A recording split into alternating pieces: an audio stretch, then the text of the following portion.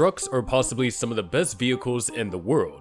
With the appearance and power of nothing short of a beast and the reliability to survive the toughest of roads, trucks have become extremely popular among people who enjoy a powerful drive. But some trucks are an absolute letdown to the name of trucks, and today we'll be covering a list of 6 such trucks. So hit that like and subscribe button, and let's begin. Starting with number 6, the Ford F-150 5.4 Tritron V8. Yeah, we all know Ford Tritron series of the best-selling F-Series trucks are a total mess. Honestly, if it weren't for Ford's solid brand loyalty and their unbeatable corporate fleet terms, these F-150s might not have tanked the company, but they sure could have nudged Ford off the top spot for America's best-selling pickup. It's unreal how they stuck with that name on these trucks. These engines are notorious for sludging and snapping exhaust manifold studs like it's their job. And don't even get me started on that spark plug issue. That 5.4-liter V8, which came in single and dual overhead cam forms, made everything from 199 to well over 550 horsepower when supercharged in the very best Ford GT.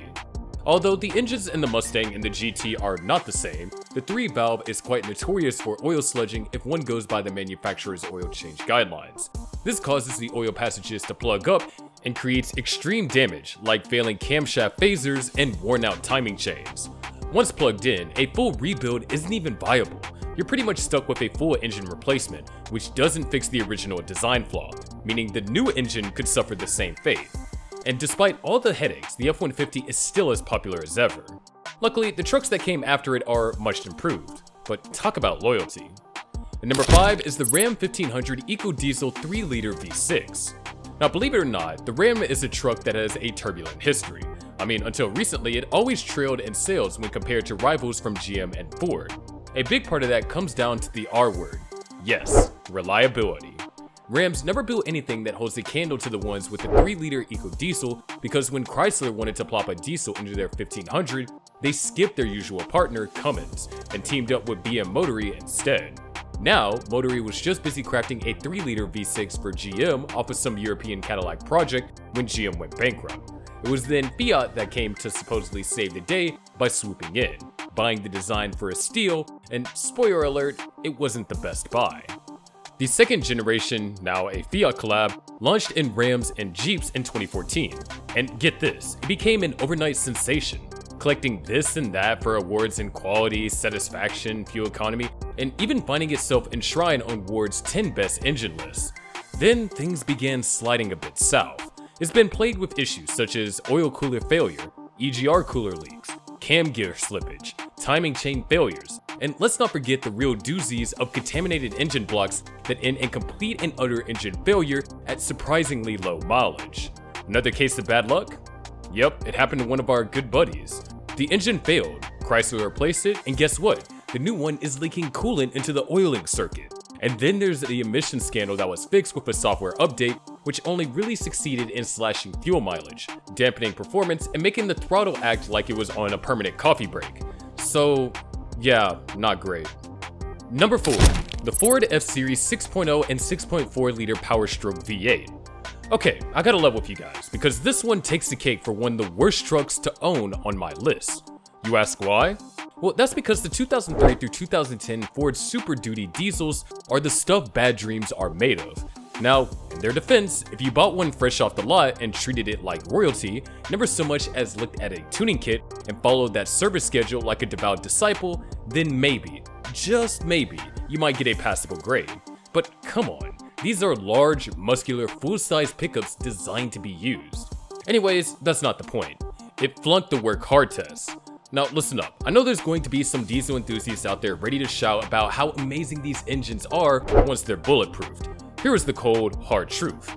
No engine that requires that many repairs, mods, and upgrades to just be reliable deserves your time or money. And the 6.4? It's just plain crap. Both motors have a host of serious issues. The head gaskets bomb out because the head studs stretch and snap, and the fuel injector control module fails spectacularly. Partly because Ford decided the side of the valve cover was a great mounting spot, because who doesn't love exposing sensitive electronics to wild temperature changes and severe vibrations? And the result?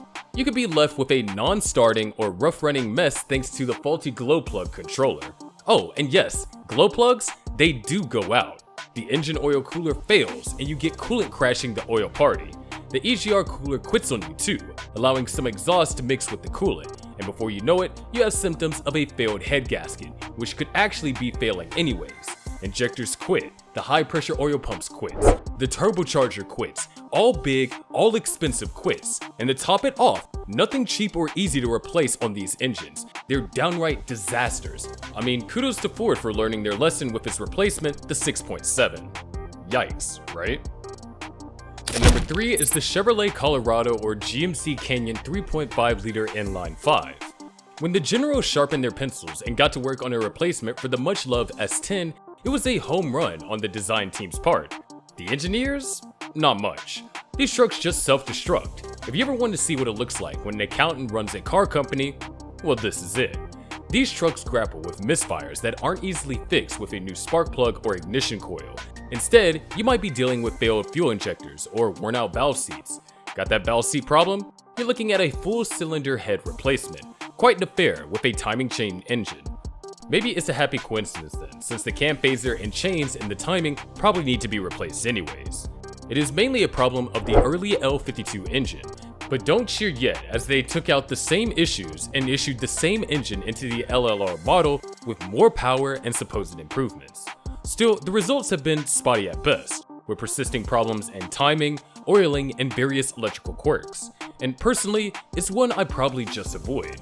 Go for the later Colorado with the V6 instead, it's just better. We can't talk mid-size pickups without the next one though. Number 2, Dodge Jeep 4.7 liter V8. Yeah, the 4.7 V8s that Dodge jammed into literally everything, from Jeeps to Dakotas and to Durangos and even to the Ram 1500, weren't necessarily terrible. Okay, I'll admit, it wasn't a good fit for the 1500, but it makes this list because you don't have to search very hard to find some horror stories.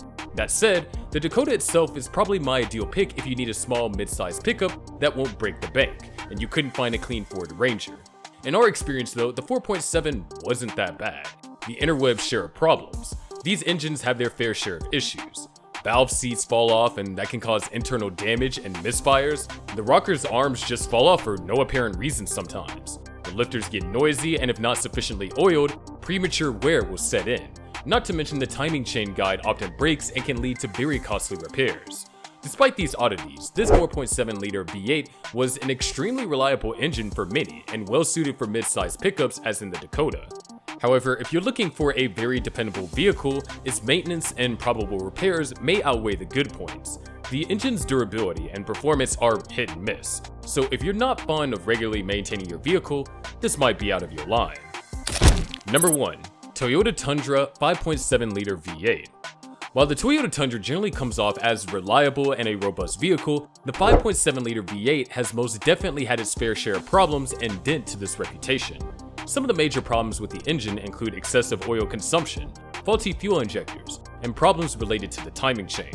One of the most frustrating issues is the excessive oil consumption. It requires constant topping up and increases the engine's wear if not controlled over time. Early life failure of fuel injectors can lead to poor performance and higher emissions. Timing chains, when failing, can lead to noise in the engine, and in worst case scenarios, total failure. While many continue to purchase the Tundra as one of their top choices for a strong, full-size truck, these problems related to the 5.7 liter V8 engine point towards a more paramount need to research the vehicle before purchase, and think about the long-term possible expenses. Which one of these trucks did you know was a letdown? Let us know in the comments below. And while you're there, make sure to subscribe to our channel to stay updated about more cars around the world. Until then, we'll make a move. Drive safe, my friends. Want to know the best value money cars in 2024? Check out this video to find the 5 best rides you can find under $25,000.